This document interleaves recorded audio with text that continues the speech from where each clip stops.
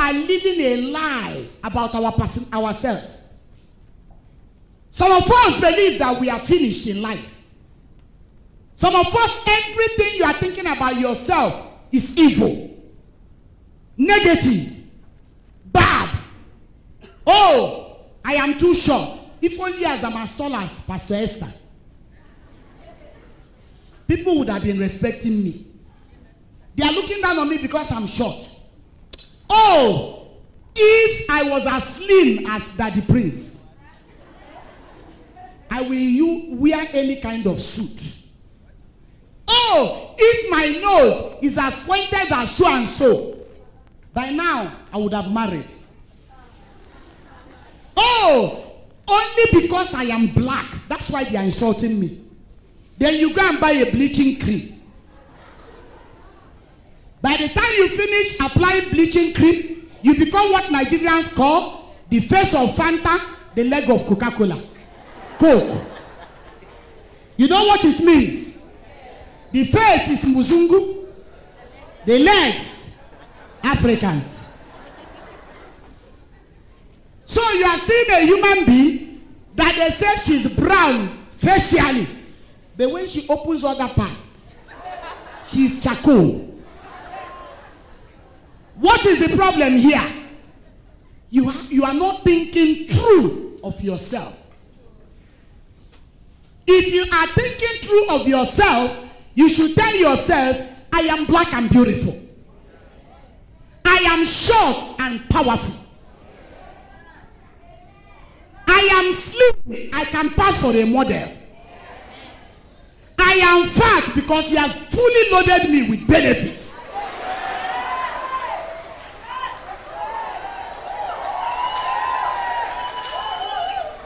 Think about it. Think about it. We were in Mombasa yesterday. A certain pastor was seriously complaining that he's been telling his wife to add weight. And the woman said, I've tried everything, I've swallowed anything swallowable. So Reverend Kati turned to the woman and said, but you were even better before. You had body before. Now you are going worse. You are getting slimmer. The husband said, I've been talking to her. I don't know what the problem is. The woman said, I have eaten everything. I can't add weight. So yesterday, I gave her some recommendations. I said, go and eat a lot of banana. Then drink a lot of pineapple. She said, how did you know? I said, because me, I want to lose weight. And I've been told, don't eat banana. Hallelujah!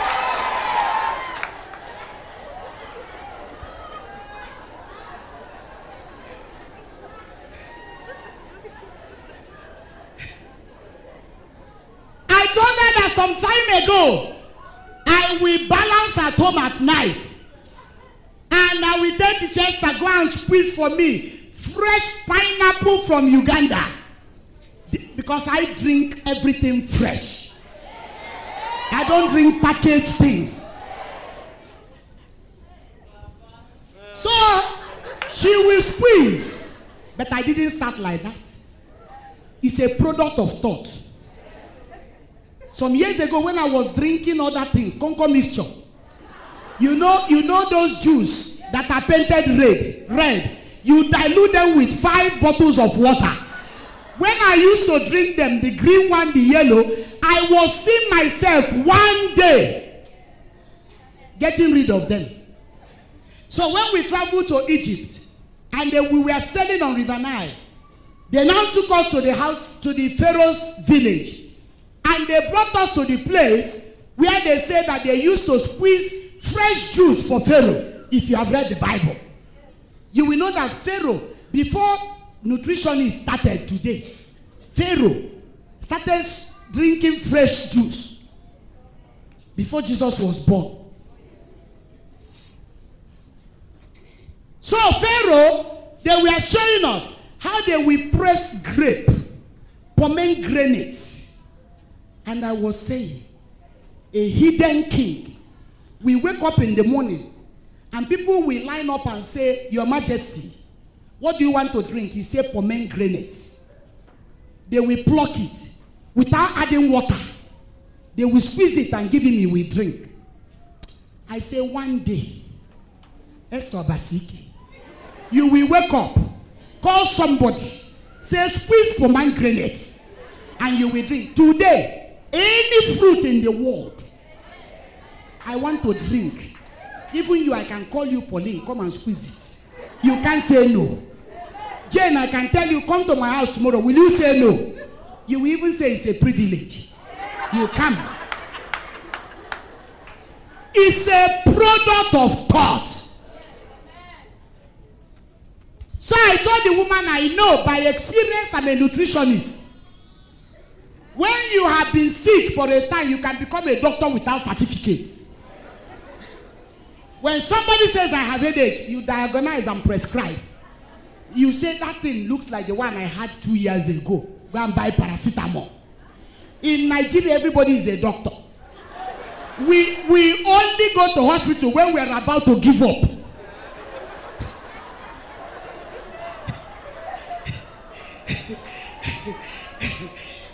Let me tell you, in Nigeria, before you see anybody going for checkup, routine, they call it routine checkup.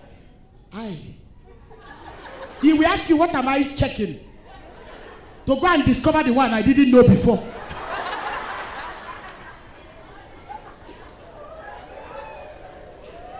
They will tell you are the one looking for trouble. By his stripes you are healed. Why are you going to hospital? Because they will always find something.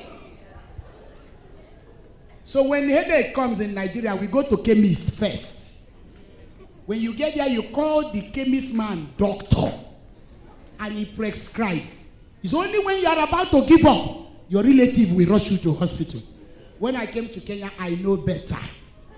That checkup is part of life. So by experience, I told the woman of God, I had an issue and I went to a hospital and they asked me, which kind of fruits do you take?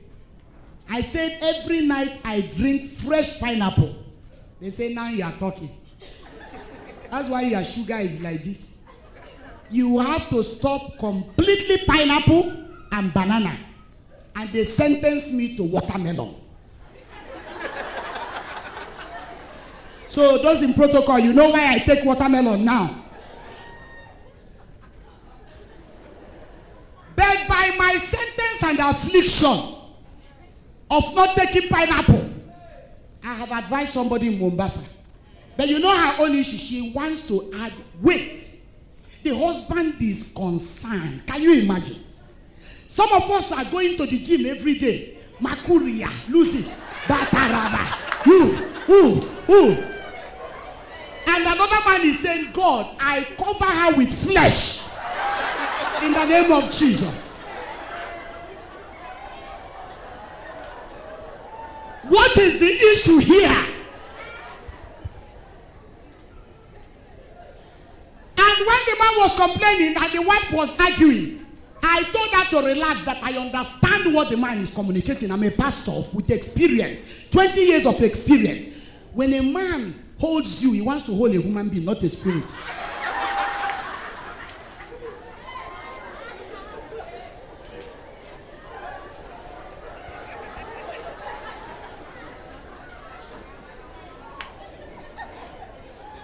What are those things that are true about your life? Think on those things. You are slim, but I thank God for the pastor. You know how he concluded it? When he realized that the wife was almost feeling bad, he turned to her and touched her and said, but darling, you still look beautiful. You are fearfully and wonderful. That's a man that is sensitive. Not to criticize, to destroy. The truth of the matter is that the lady may be very tiny and skinny, but she's fearfully and wonderfully made. You may be big, like 50 kg of rice. When you go up, you don't come down. When you go up, you come down. When you sit somewhere, you have balance. But you are fearfully and wonderfully made. Think true about who you are. When you do these things and you think are right, you will not be depressed. Think honest of who you are. What does it mean to think honest of who I am? I am a liar. I know it. I am not smart. I am lying.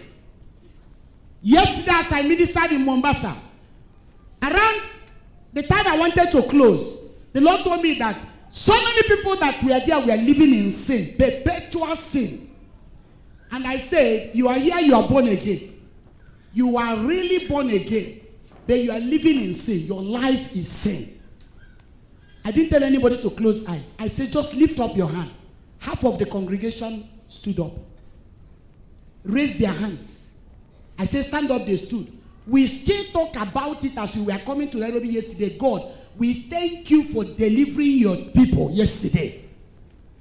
You know what brought freedom to them? They were honest. They were honest. You need to be honest to yourself to receive freedom. Why is it that many people have laid hands on you and nothing is changing? You are living in dishonesty to yourself. You are an adulterer. You are a wicked fellow. You are a double dealer.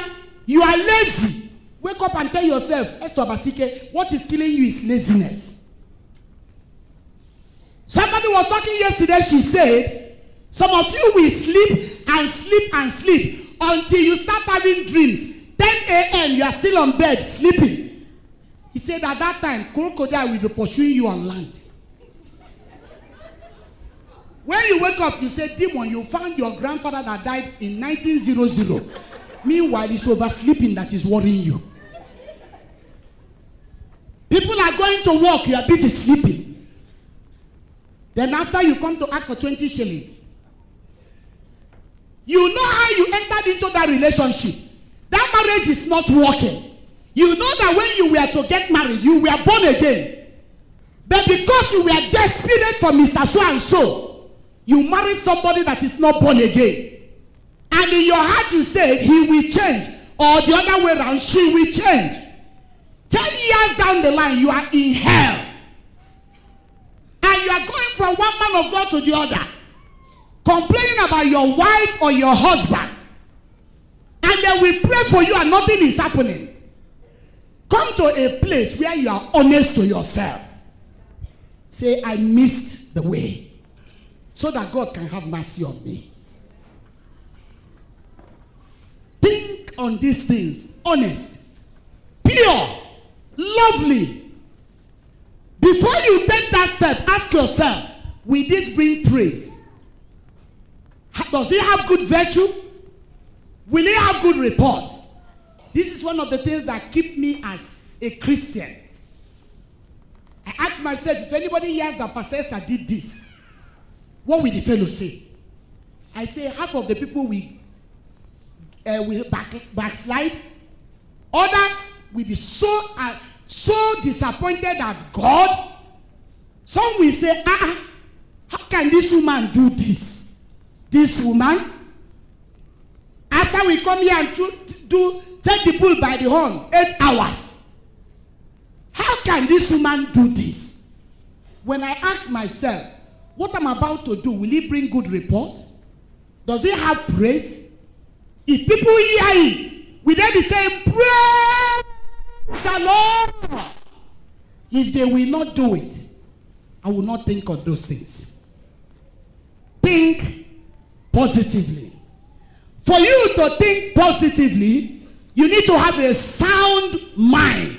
2 Timothy chapter 1, from 6 to 7.